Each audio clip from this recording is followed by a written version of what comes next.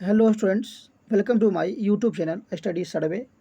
तो आज हम लोग एन एपिताफ कविता पढ़ने जा रहे हैं जो वाटर डी ला मारे द्वारा लिखी गई है। ठीक है, इनके कवि वाटर डी ला मारे हैं। इससे पहले हम लोगों ने 4 कविताएं पढ़ ली है और उसका हिंदी और ऑब्जेक्टिव भी देख लिया है। तो आप उसे जाकर मेरे चैनल में देख सकते हैं और उसका लिंक आपको डिस्क्रिप्शन बॉक्स में दे दिया जाएगा।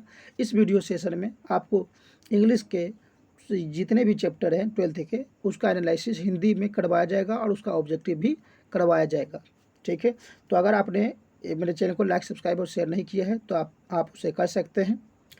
और इस चैप्टर का, जैसा कि आप जानते हैं कि सारे चैप्टर में उसके जितने भी मीनिंग है, उसका जो इंग्लिश मीनिंग है उसका उच्चारण और हिंदी आपको डिस्क्रिप्शन बॉक्स में दे दिया जाएगा। और आप उस डिस्क्रिप्शन बॉक्स में जो लिंक है उस पर जाकर क्लिक करेंगे और उसको पेज को डाउनलोड कर सकते हैं और उससे आप उच्चारण को देख लेंगे और आप उससे आराम से हिंदी करना भी सीख जाएंगे और किताब पढ़ना सीख जाएंगे। तो आप धीरे धीरे हिंदी करते रहें और धीरे धीरे किताब पढ़ते रहें। ठीक है, तो अब हम लोग स्टार्ट करते हैं। तो वाटर डीला मारे जो कवि हैं, ये एन एपिताफ के, इनका जो जन्म है 1873 में हुआ है और मृत्यु 1956 में हुई है। आप इसको ध्यान में रखिए, मैं आपको दोहराकर इसे पूछूंगा। Was born in the village of Charlton in Kent, England. ठीक है, वाज बोर्न, यहाँ पर बोर्न का मतलब होता है जन्म लेना। तो वो जन्म लिए थे कहाँ, कौन से गांव में? तो चार्ल्टन गांव में। क्योंकि वो कहाँ है? तो केंट में है और केंट कहाँ है? इंग्लैंड में। तो इस तरह से इसका अर्थ हुआ कि वाटर डीला मारे का जन्म ये केंट के चार्ल्टन गांव में, जो इंग्लैंड में है, वहाँ पर उनका जन्म हुआ था। ठीक है, तो इंग्लैंड के केंट के चार्ल्टन गांव में वाटर डीला मारे का जन्म हुआ था। आप इसको ध्यान रखिएगा, चार्ल्टन गांव। और ये इनका जन्म इंग्लैंड में हुआ है और ये एक ब्रिटिश पोएट है। अब अगले लाइन पे आते हैं। ही लॉस्ट, लॉस्ट मतलब खो देना, उन्होंने खो दिया। हिज फादर, अपने पिता को। At the age of 4, age मतलब उम्र, तो 4 साल के उम्र में, उन्होंने 4 साल के उम्र में अपने पिता को खो दिया। ठीक है, ये ध्यान रखिएगा, 4 साल की उम्र में। And had to move with his family. Had to move, move मतलब छोड़कर, है ना, अपने मूव मतलब जाना पड़ा। With his family to London, London. तो केंट में वो रहते थे। तो उनके पिता का जो निधन है वह 4 साल में हो गया था। तो उन्हें अपने फैमिली के साथ जो है केंट को छोड़कर लंदन में जाकर बसना पड़ा। ये ध्यान रखिएगा। He is known for his sensitive concerns. Known मतलब जाना जाता है और सेंसिटिव मतलब संवेदनशील और कंसर्न्स मतलब चिंतन। तो उन्हें संवेदनशील चिंतन के लिए जाना जाता है।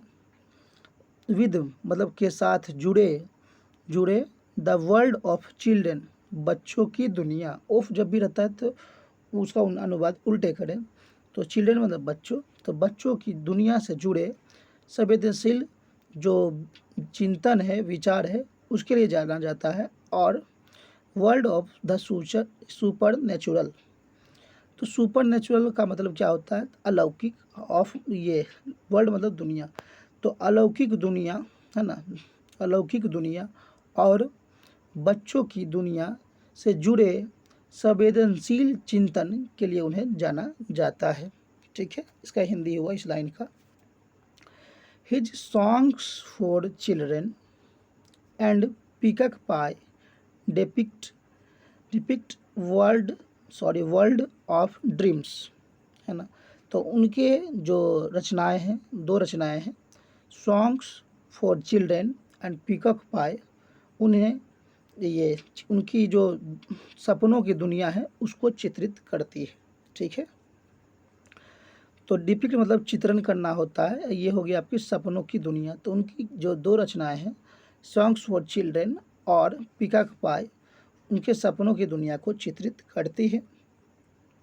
But even in these songs, there is a note of melancholy, melancholy, तो बट इवन मतलब होता है फिर भी, इन दीज सॉन्ग्स, दीज मतलब इन, सॉन्ग्स मतलब गीत, फिर भी इन गीतों में देयर इज ए नोट। अब देखिए नोट का मतलब तो नोट भी होता है, टिप्पणी भी होता है, और नोट का मतलब स्वर भी होता है, तो यहाँ स्वर यूज होगा, ठीक है। और मेलानकली मतलब दुख, उदासी, तो फिर भी इनके गीतों में एक दुख, एक उदासी का स्वर देखने को मिलता है, ठीक है। तो इतने दूर तक हम लोग हिंदी कर लिए हैं। आप लोग इसका ऑब्जेक्टिव जान सकते हैं, मैंने कहा था आपको पूछूंगा। तो ऐन एपिताफ के कवि कौन है? तो इनका कवि है वाटर डीला मारे। इनका जन्म कब हुआ है? 1873 में। मृत्यु कब हुई है? 1956 में। और इनका जन्म जो हुआ है कहाँ हुआ है? तो इंग्लैंड के केंट के चार्ल्टन गांव में हुआ है इनका जन्म। उन्होंने कितने साल में अपने पिताजी को खो दिया था? तो 4 साल की उम्र में।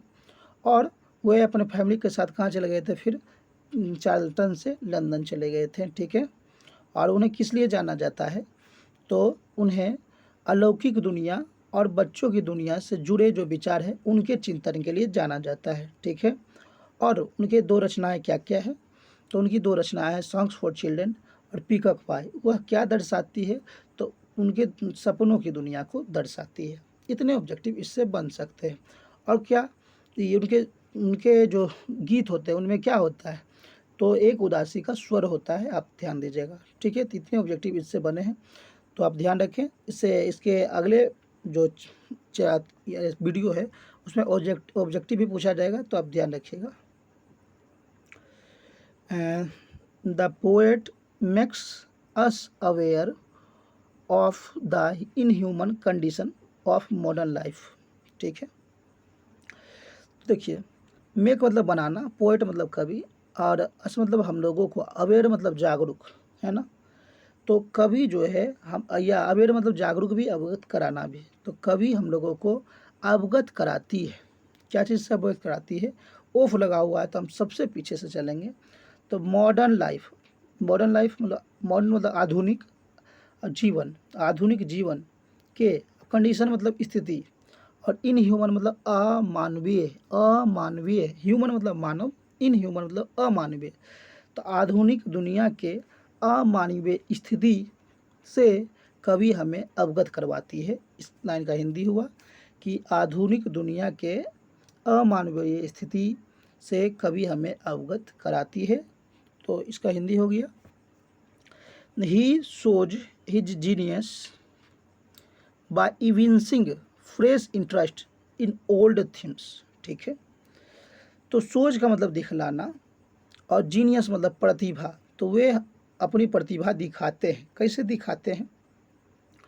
बाय इविंसिंग, इविंसिंग मतलब होता प्रकट करते हुए। फ्रेश, फ्रेश मतलब ताज़ा, नया, और इंटरेस्ट मतलब रुचि, नए रुचि। ओल्ड थीम्स, थीम्स का मतलब होता है भावनाएं, उद्देश्य, लक्ष्य, विषय। तो पुराने विषयों में नई रुचि को प्रकट करते हुए, ये ध्यान से देखिएगा।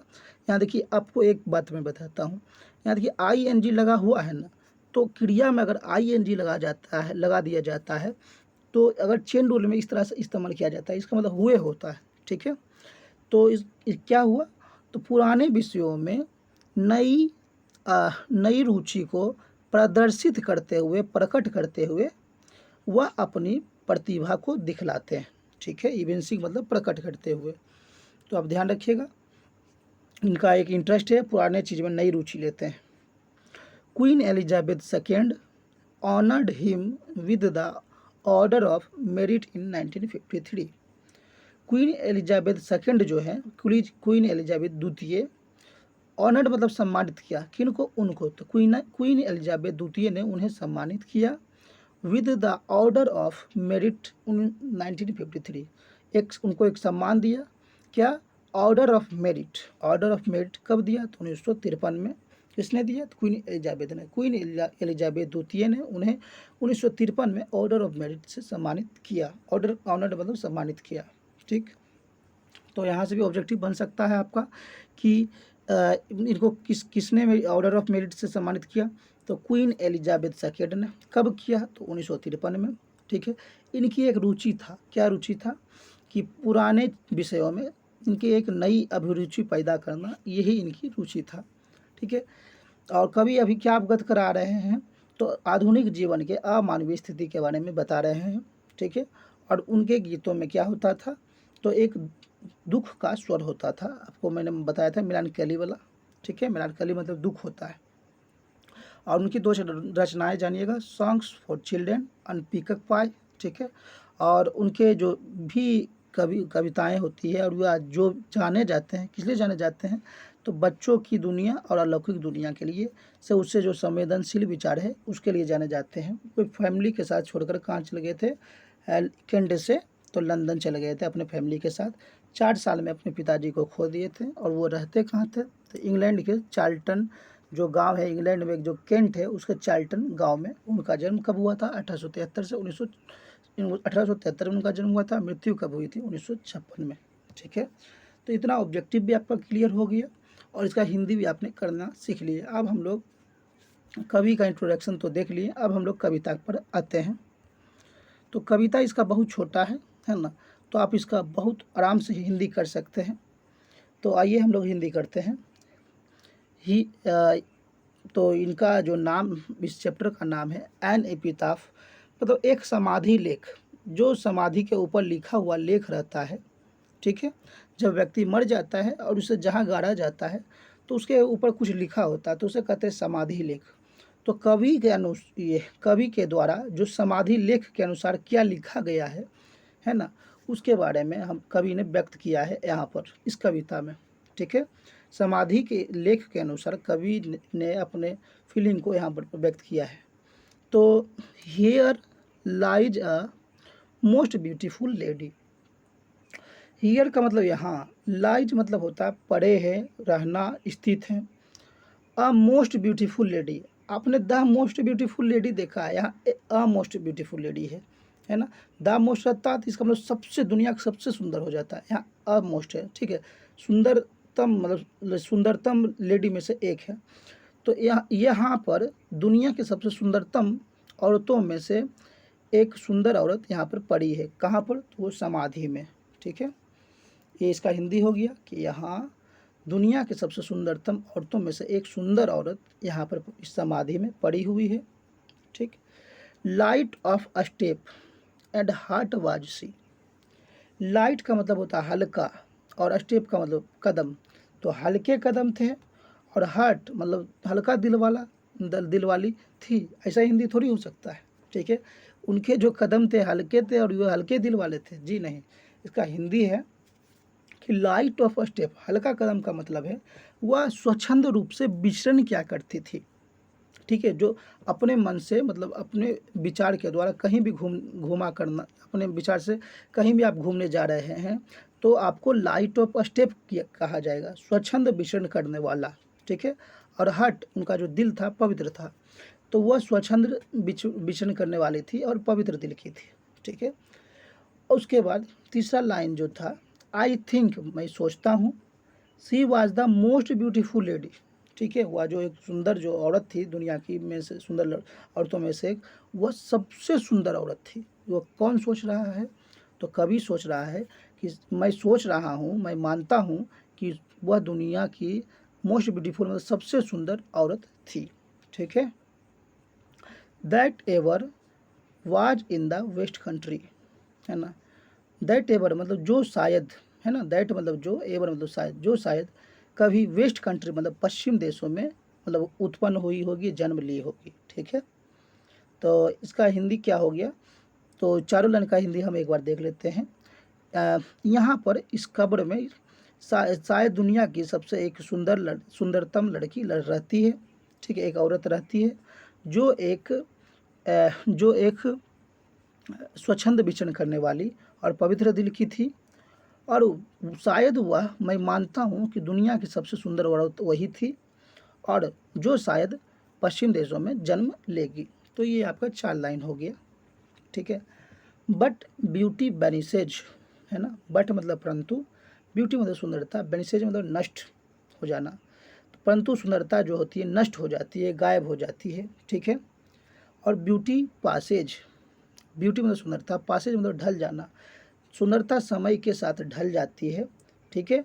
और सुंदरता समय के साथ ढलने के साथ सुंदरता क्या होती है, नष्ट हो जाती है, ये कवि का मानना है, ठीक है। तो लेकिन सुंदरता समय के साथ ढलने के साथ सुंदरता नष्ट हो जाती है, ये आपका 5वां लाइन का हिंदी था। अब 6ठा लाइन है, हाउ एवर, है ना, rare rare it be, however rare rare it be, however मतलब यद्यपि, है ना, या कितना भी, तो यद्यपि रेयर मतलब दुर्लभ है, या बहुत ही दुर्लभ है, क्या दुर्लभ है, रेयर रेयर, दुर्लभ दुर्लभ है, 2 बार दुर्लभ लिखा है तो रेयर पर जोड़ दिया है, दुर्लभ मतलब आसानी से नहीं मिल सकता है, उसको कहते हैं रेयर। तो यद्यपि या बहुत ही दुर्लभ है, and when I crumble, and when I crumble, ठीक है। अब देखिए यहाँ आई जो आया है, जो समाधि पर लेख लिखा हुआ है, उस समाधि के लिए आया है। तो एंड और व्हेन मतलब जब, मैं, क्रम्बल मतलब टूट जाता हूँ, तो जब यह समाधि टूट जाती है, जो समाधि पर लेख लिखा हुआ है अगर वह टूट जाएगा तो हु विल रिमेंबर, तो कौन तुम्हें याद रखेगा। अगर समाधि या खत्म हो जाएगी, टूट जाएगी, तो उस सुंदर औरत को कौन याद रखेगा, कोई भी याद नहीं रखेगा, ठीक है। तो अगर यह समाधि टूट गई तो कौन तुम्हें याद रखेगा, यही दुर्लभ है कि कोई तुम्हें शायद ही याद रख पाएगा मेरे अलावा। This lady of the west country, यह जो लेडी थी कहाँ की थी, पश्चिम देश की थी। पश्चिम देश में आपका इंग्लैंड, हॉलैंड, है ना, ये सब देश आता है, फ्रांस, पेरिस। तो यह जो औरत थी वो कौन से देश की थी, पश्चिम देश की थी। तो पश्चिम देश में इंग्लैंड ही मेनली इनका कहने का पर्पस होगा, और बाकी देश तो आते हैं, हॉलैंड, फ्रांस, पेरिस, तो आप ध्यान रखिएगा। तो आपका ये जो पहला लाइन था कि यहाँ दुनिया की सबसे सुंदरतम महिलाओं में से एक औरत जो है पड़ी हुई है समाधि में, और वो जो थी स्वच्छंद विचरण करने वाली और साफ दिल की थी। दूसरा लाइन, मैं मानता हूँ कि वह दुनिया की सबसे सुंदर लड़की औरत थी, ठीक है, जो शायद, दैट एवर, जो शायद पश्चिम देश में दोबारा कभी उत्पन्न होगी, जन्म लेगी, क्योंकि सुंदरता समय के साथ ढल जाती है और नष्ट हो जाती है ना। तो यह बहुत दुर्लभ ही है, दुर्लभ दुर्लभ है कि जब यह शिलालेख टूट जाएगा, इससे समाधि पर जो लेख लिखा हुआ टूट जाएगा, तो मेरे अलावा तुमको कोई याद रख पाएगा, कवि के अलावा उसको कोई नहीं याद रख पाएगा।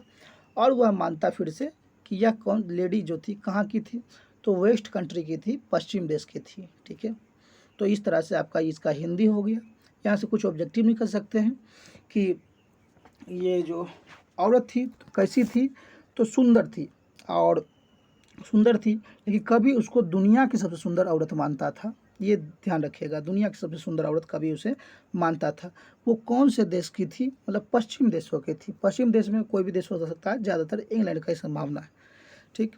और यहाँ पर क्या सुंदरता हमेशा के लिए रह जाती है, अगर उसका हम प्रॉपर केयर करेंगे, प्रॉपर उसको व्यवस्थित करके रखें, तो सुंदरता कभी भी रहती नहीं है, सुंदरता जो है ख़त्म हो जाती है, वैनिश हो जाती है, ये ध्यान रखिएगा आप लोग।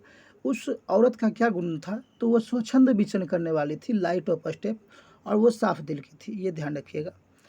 और क्या उसको कोई दोबारा भी याद रखता है, अगर उसका शिलालेख टूट जाएगा तो उसे कोई दोबारा याद रख पाएगा, तो जी नहीं। उसका शिलालेख अगर टूट गया, जो पत्थर पे जो लेख लिखा हुआ समाधि लेख, तो समाधि लेख अगर टूट गया तो कोई उसको दोबारा याद नहीं कर पाएगा, ठीक है। वह पश्चिम देश की थी, आप यह ध्यान रखेंगे, ठीक है। तो इस तरह से आपका कविता समाप्त होता है, ठीक है। तो इसी तरह के वीडियो का अपडेट पाने के लिए मेरे चैनल को लाइक, सब्सक्राइब और शेयर कर दें। थैंक्स।